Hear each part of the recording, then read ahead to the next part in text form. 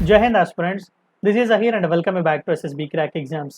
UK based Indian origin के दुनिया के बहुत ही जाने माने ऑथर्स, राइटर्स और प्रोफेसर्स में से एक नितिशा कौल जी रिसेंटली इंडिया में आई हुई थी, लेकिन उन्हें बेंगलुरु एयरपोर्ट से ही वापस भेज दिया गया था, उन्हें डिपोर्ट कर दिया गया था।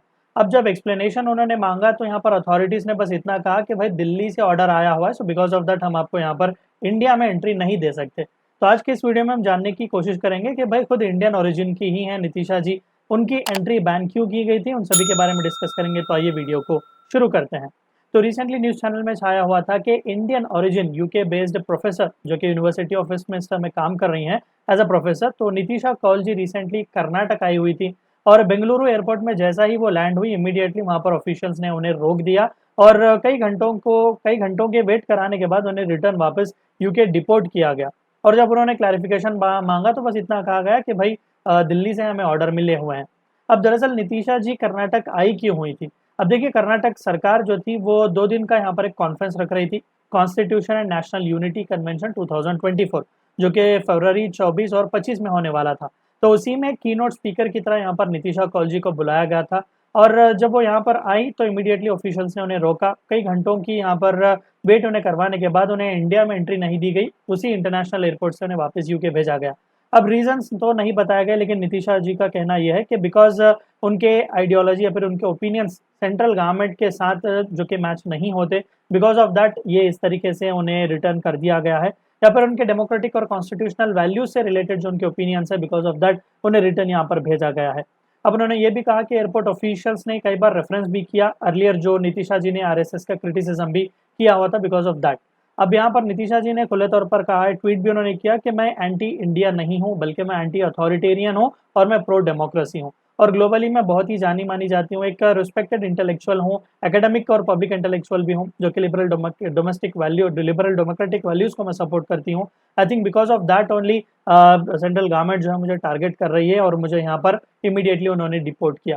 अब देखिए, नितिशा कौल दरअसल है कौन? नितिशा कौल जो है वो करेंटली प्रोफेसर हैं, पॉलिटिक्स, इंटरनेशनल रिलेशंस और क्रिटिकल इंटरडिसिप्लिनरी स्टडीज वो पढ़ाती हैं at university of Westminster London में।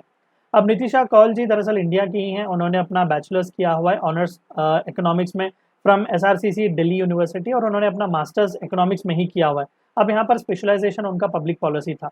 अब साथ ही साथ उन्होंने एक जॉइंट पीएचडी भी होल्ड की हुई है इकोनॉमिक और फिलोसफी में फ्रॉम यूनिवर्सिटी ऑफ हल, यूनाइटेड किंगडम 2003 में।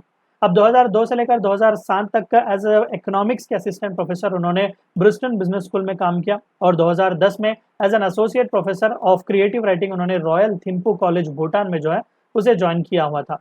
बहुत ही प्रसिद्ध नॉवलिस्ट भी हैं, राइटर भी हैं और एक पोएट भी हैं और पहली किताब जो उनकी थी वो मोनोग्राफिक ऑन इकोनॉमिक्स एंड फिलोसफी पर थी, जिसका टाइटल था imagining economics otherwise encounters with identity और डिफरेंस।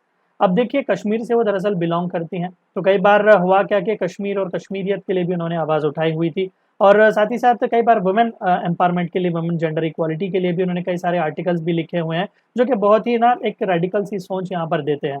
एंड साथ ही साथ बहुत ही क्रिटिकली अक्लेम्ड भी हैं। US Congress on Kashmir and human rights के ऊपर उन्होंने एक एकेडमिक टेस्टिमनी भी दी हुई थी और 2019 में जब आर्टिकल 370 को रद्द किया गया था एंड आफ्टर दैट किस तरीके से ऑटोनॉमी छीन लेने की वजह से कश्मीर में किस तरीके से हालत आए हुए हैं, on that also she had actually written a lot of editorials.